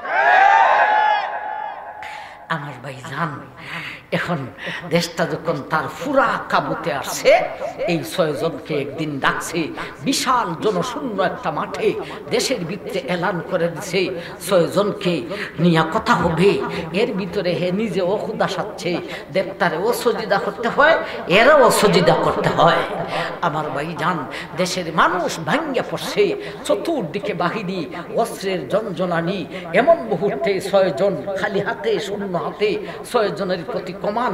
এই মুহূর্তে তোমাদেরকে ফদ দিয়া পরীক্ষা করেছি, ফদের লোভে ইমান ছাড়ো নাই, এখন তোমাদের মরণের সময় আছে। এই মুহূর্তে দেবতা পূজা করতে হবে, আমাকেও সজিদা করতে হবে, আর না হয় তোমাদেরকে রজম নামক ফাঁসি দিব। এমত অবস্থায় এই 6 জনে সারা দেশবাসীর সামনে, সারা বাহিনীর অস্ত্রের জঞ্জনানির ভিতরে থাইকা 6 জনে রাষ্ট্রপ্রধানকে কোন উত্তরটুকু দিল, তা হলো 14 নম্বর আয়াত। এখন হন একবার সুবহানাল্লাহ। 14 নম্বর আয়াত বুঝতে হলে এই কথাগুলি না বইলা বোঝানো যাইবে নি। আল্লাহ বলেন, ওয়ারাবাতনা আলা কুলুবিহিম ইয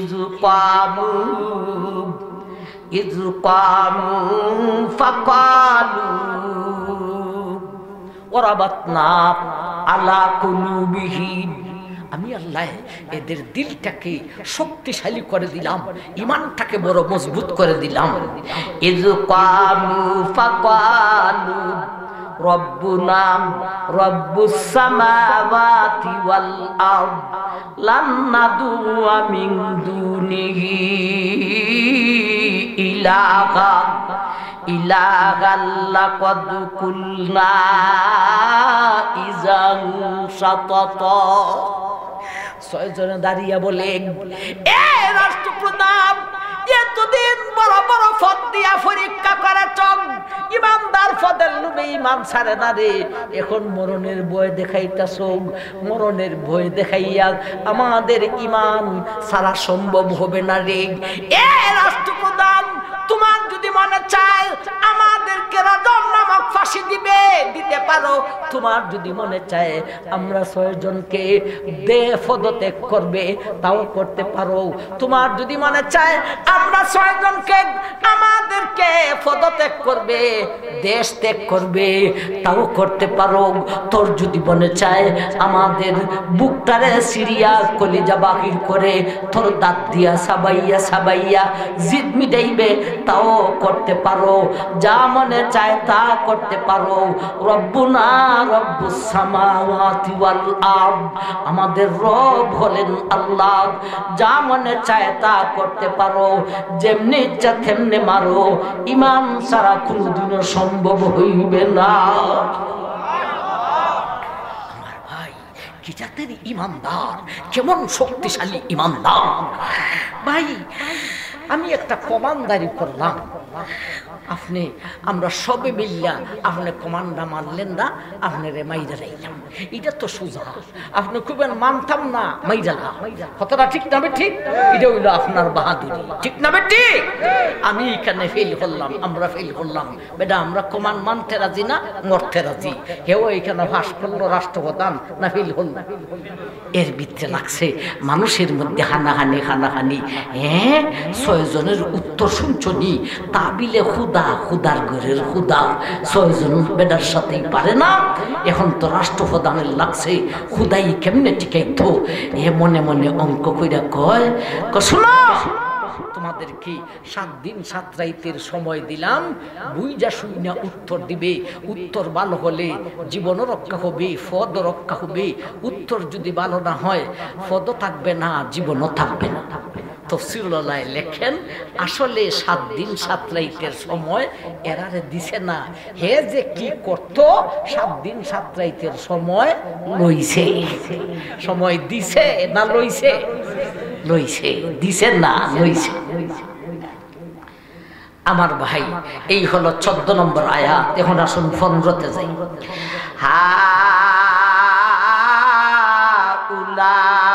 হাউলাই কওমুন আত্তাখাযু মিন দুনিহি আলিহা লাউলা ইয়াতুনা আলাইহিম বিসুলতানিন বায়্যিন ফামান আযলামু মিম্মান ইফতারা আলাল্লাহি কাযিবা। এই হলো 15 নম্বর আয়াত। আমার ভাই, এখন 7টা দিন চইলা গেছে, 6টা রাত্রি চইলা গেছে, আর সময় রয়েছে কতটুকু? একটা রাত্রি। 7টা দিন দিয়ে চলে গেল, 6টা রাত্রি দিয়ে চলে গেল। ওনারা ফাঁসির তারিখ দেওয়া, খাওয়া ঘুম ছিল না? ছিল না? ছিল না? ছিল। এরা আল্লাহওয়ালা মানুষ, এদের কোনো টেনশন নাই। খাবার ঠিক আছে, ঘুমও ঠিক আছে, বন্ধু বান্ধব ঠিক আছে, কোনো টেনশন নাই। একজনে আর একজনরে বলে, রাষ্ট্রপ্রধানে আমাদেরকে মরণের তারিখ দিয়েছে রে, অথচ যাই না করে ভাই, মরণের তারিখ রাষ্ট্রপ্রধানের পক্ষ থেকে আসে না, মরণের তারিখ জমিন থেকে আসে না, মরণের তারিখ আসে আর শাহজিম থেকে। এরপরে কয়, আর যদি 7 দিন 7 রাত পরে সত্যি আল্লাহর পক্ষ থেকে মরণ আইসা ওই যায়, ফাঁসির দেলাই ওই, তো অসুবিধা কি? আল মৌতু তুহফাতুল মুমিন, মুমিনে মরণকে ভয় পায় না, না মরলে খোদার সাথে সাক্ষাৎ করতে পারবে না। এজন্য এরার কোনো টেনশন নাই। 7টা দিন চলে গেল, 6টা রাতি চলে গেল, আর মাত্র একটা রাতি আছে। এই এক রাতের 7 নম্বর রাতের সন্ধ্যাবেলা, যিনি প্রধানমন্ত্রী, এক সময়ে ছিলেন প্রধানমন্ত্রীর ছেলে, তখন তো তিনি নিজেই প্রধানমন্ত্রী, উনি খুব বড় ধনবান, অনেকগুলি বিটার মালিক, অনেকগুলি বাগানের মালিক, অনেকগুলি বাসা মালিক। ইনি বাকি 5 জনকে বললেন, আজকে রাতে, গভীর রাতে তোমরা 5 জন আমার অমুক বাসায় আসবে, ওইখানে কেউ নাই, আমরা 6 জনে বৈশা একটা মিটিং তো অন্তত করার দরকার। আমরুহুম শুরা বাইনাহুম, রাত্রে পোহাইলে আমাদেরকে ফাঁসি দিবে, আমরা কি ফাঁসির কাছে যাইতাম না, আমাদের কিছু করার আছে, এই ব্যাপারে আমাদের মিটিং হলো। 6 জনের মিটিং 7 নম্বর রাতে গোপনীয় স্থানে গভীর রজনীতে। একবার কোন সুবহানাল্লাহ। মিটিংটা আলোচনা করেছেন 15 এবং 16 দুইখানা আয়াতে। আমরা কই আইলাম? আয়াতের দিক দিয়া 13 এবং 14 দুইখানা আয়াত শেষ করেছি। কথার দিক দিয়ে কোথায় আসলাম? আমরা এই 6 জনকে 7 নম্বর রাতে গভীর রজনীতে নিরিবিলি বাসায় মিটিংয়ে রাইখা আমরা চইলা যাইতেছি। মিটিংটা কি হলো আবার আসতে পারলে আমরা আলোচনা করব ইনশাআল্লাহ। এরা মিটিং করতে থাক, কি মিটিং করছে আবার আলোচনা হবে ইনশাআল্লাহ। ওয়া আখিরু দাওয়ানা আনিল হামদুলিল্লাহি রাব্বিল আলামিন।